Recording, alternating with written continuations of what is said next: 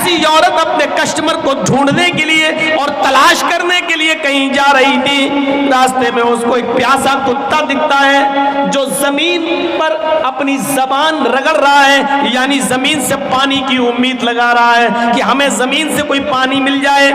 اس عورت کو اس کتے پر رحم آ گیا، اس طوائف کو، اس بدچلن عورت کو۔ ایک حدیث میں آتا ہے کہ اس نے اپنی اوڑھنی، اور دوسری حدیث میں آتا ہے کہ اس نے اپنے پیر کا موزہ اتارا اور اس کو اپنے دوپٹے سے باندھا۔ ایک سبق پڑھایا ہے اسلام نے۔ قرآن کی دوسری آیت پیش کرنے جا رہا ہوں آپ کے سامنے۔ اس آیت کو آپ دیکھیں گے تو پتہ چلے گا کہ پوری دنیا کی انسانیت کو ایک خاندان سے جوڑ رہا ہے اسلام۔ یا ایھا الناس انا خلقناکم من ذکر و انثی وجعلناکم شعوبا وقبائل لتعارفوا ان اکرمکم عند اللہ اتقاکم۔ اس سے بڑی انسانیت کہاں ملے گی؟ دنیا کے سارے دھرم خالی ہیں، باسودیو کٹمبس کہنے والے بہت ملیں گے، ساری دنیا ایک خاندان کی طرح ہے۔ لیکن دیکھ لیجئے یو پی کے چناؤ میں اور یو پی کے الیکشن میں جو اکثریت ہے وہ اقلیت کو انسان مانتی ہی نہیں ہے۔ پورا کا پورا چناؤ کا پرچار اسی پر کیا جاتا ہے کہ ہم ہی انسان ہیں، دوسرا انسان ہے ہی نہیں۔ اور دھرم یہ کہتا ہے کہ سب ایک خاندان کی طرح ہے۔ اسلام نے ساری دنیا کے لوگوں کو کیسے جوڑا؟ یا ایھا الناس، ہے سمپورن جگت کی مانو ذاتی، ہے ساری دنیا کے انسانوں، مسلمانوں نہیں، ہے ساری دنیا کے انسانوں۔ انا خلقناکم من ذکر و انثی، ہم نے تم کو ایک ہی مرد اور ایک ہی عورت سے پیدا کیا ہے۔ ہم نے تم کو ایک ہی مرد اور ایک ہی عورت سے جنما ہے۔ تمہارا باپ ایک ہے اور تمہاری ماں ایک ہے۔ دیکھیے کیسا خاندان بنا دیا ہے۔ تم سب ایک ہی باپ کے بیٹے ہو، ایک ہی ماں کے بیٹے ہو، تم سب کا باپ ایک ہے، تم سب کی ماں ایک ہے۔ تمہارا باپ آدم، تمہاری ماں حوا، تمہارا باپ آشو اور تمہاری ماں یووتی شتروپا، تم سب ایک ہی آشو اور شتروپا کی سنتان ہو، آدم کے بیٹے ہو اور حوا کے بیٹے ہو، یعنی تم سب آپس میں بھائی بھائی ہو۔ اب کیا رہ جاتا ہے؟ اس آیت کے بعد انسانیت کا اور اعلیٰ مقام کہاں سے پیش کیا جائے؟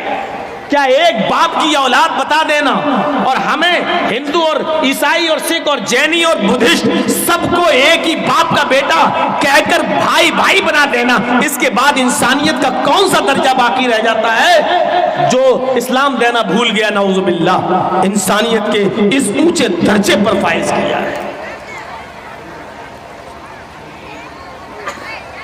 پڑھیے پورا قرآن اور پڑھیے محمد رسول اللہ صلی اللہ علیہ وسلم کی تعلیمات، تو آپ دیکھیں گے اس میں انسانیت کے لیے کتنی تعلیمات بھری پڑی ہے۔ فرمایا اللہ کے نبی صلی اللہ علیہ وسلم نے، جب تم سڑک پر چل رہے ہو اور راستے میں کوئی تکلیف دہ چیز پڑی ہوئی ہے تو اس تکلیف دہ چیز کو ہٹانا تمہاری ذمہ داری بن جاتی ہے، بلکہ ذمہ داری ہی نہیں تمہارا فرض بن جاتا ہے، بلکہ یہ تمہارے ایمان سے جڑی ہوئی ایک چیز ہے کہ اس تکلیف دہ چیز کو ہٹا دو۔ جس کے اندر جتنا مضبوط ایمان ہوگا وہ تکلیف دہ چیز کو اتنا زیادہ ہٹائے گا۔ اس کو ایمان کی ایک شاخ، ایک برانچ بتا دیا ہے۔ اللہ کے نبی صلی اللہ علیہ وسلم نے فرمایا الایمان بضع و سبعون شعبۃ، ایمان کی 70 سے زیادہ برانچز ہیں، اسلام کی 70 سے زیادہ شاخائیں ہیں۔ فَأَفْضَلُهَا قَوْلُ لَا إِلَهَ إِلَّا اللَّهِ، اسلام کی سب سے افضل شاخ اور برانچ کیا ہے؟ لا الہ الا اللہ کا اقرار، اللہ کے علاوہ کوئی معبود نہیں اس بات کا اقرار۔ وَأَدْنَاهَا، اور ایمان کی سب سے ادنا، سب سے نیچی جو شاخ ہے لیکن وہ بھی ایمان کا ایک حصہ ہے، وہ کیا ہے؟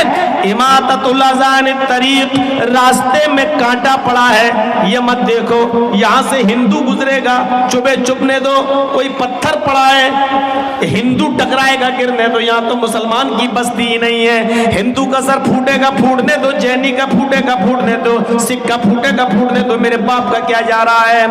اگر اس بستی میں مسلمان رہتے تو آپ ہٹا دیتے کہ کسی مسلمان کو تکلیف نہ پہنچے۔ اسلام کیا کہہ رہا ہے؟ محمد رسول اللہ کیا فرما رہے ہیں؟ آپ نے فرمایا نہیں نہیں، تمہیں اس پتھر کو وہاں سے ہٹانا پڑے گا، چاہے ہندو گزر رہا ہو یا مسلمان، سکھ گزر رہا ہو یا عیسائی، جینی گزر رہا ہو یا بدھسٹ، یہ انسانیت تمہارے اندر ہونا چاہیے، یہ ایمان کا ایک حصہ ہے۔ اس تکلیف دہ چیز کو، کیلے کے چھلکے کو، کانٹے کو، اس پتھر کو یا اور کوئی چیز وہاں پڑی ہوئی ہے جس سے انسان کو تکلیف پہنچ سکتی ہو، اس کو ہٹا دینا ایمان کا ایک حصہ ہے، ایمان کی ایک شاخ ہے، لہذا اس تکلیف دہ چیز کو ہٹائیے۔ یہ تعلیم بھری پڑی ہے اسلام کے اندر۔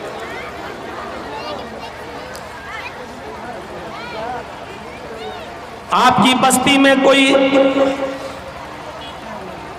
کنواں ہے جس میں کھارا پانی ہے، آپ کوئی میٹھے پانی کا کنواں کھدوا دیں یا خرید کر آپ اس کو وقف کر دیں، اس سے ہندو بھی پانی پیے، مسلمان بھی، جین بھی، سکھ بھی، عیسائی بھی۔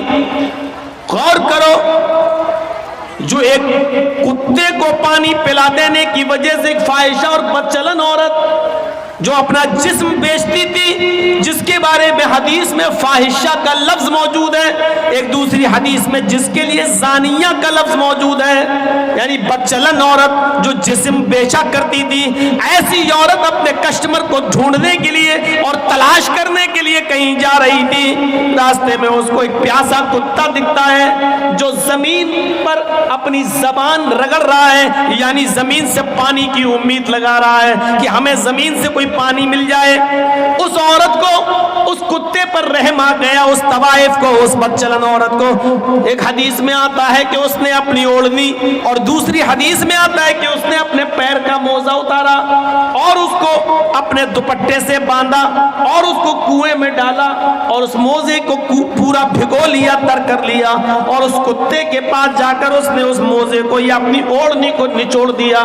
کتا پانی پینے لگا، وہ عورت کئی بار کنویں سے پانی نکالتی ہے اور اس کتے کو پلاتی ہے۔ اللہ کے نبی فرماتے ہیں اس عورت کی اس ادا پر کہ اس نے ایک کتے کو پانی پلا دیا، اللہ رب العالمین نے اس عورت کو جنت کا مستحق بنا دیا۔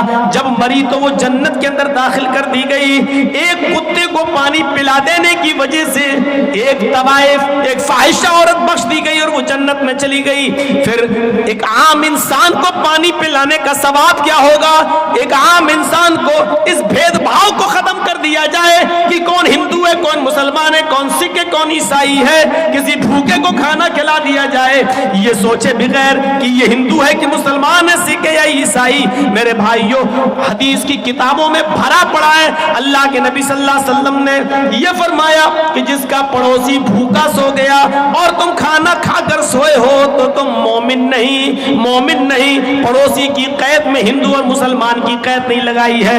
آپ کا پڑوس میں جو بھی رہتا ہے، چاہے وہ کسی بھی دھرم کا ماننے والا ہے، لیکن آپ پیٹ بھر کر اگر سو گئے کھا کر اور آپ کا پڑوسی بھوکا سو گیا، واللہ لا یؤمن، واللہ لا یؤمن، واللہ لا یؤمن، یہ حدیث کے الفاظ ہے کہ اللہ کی قسم وہ مومن نہیں، اللہ کی قسم وہ مومن نہیں، اللہ کی قسم وہ مومن نہیں۔ چاہے اپنے گھر میں اٹھ کر رات کے 3 بجے تہجد کی نماز ہی کیوں نہ پڑھتا ہو، لیکن وہ مومن نہیں۔ اگر خود اس کا پیٹ بھرا ہے اور اس کا پڑوسی بھوکا سو گیا تو وہ مومن نہیں۔ ذرا تصور کرو، اسلام کے اندر انسانیت کا یہ مقام ہے، یہ درجہ ہے۔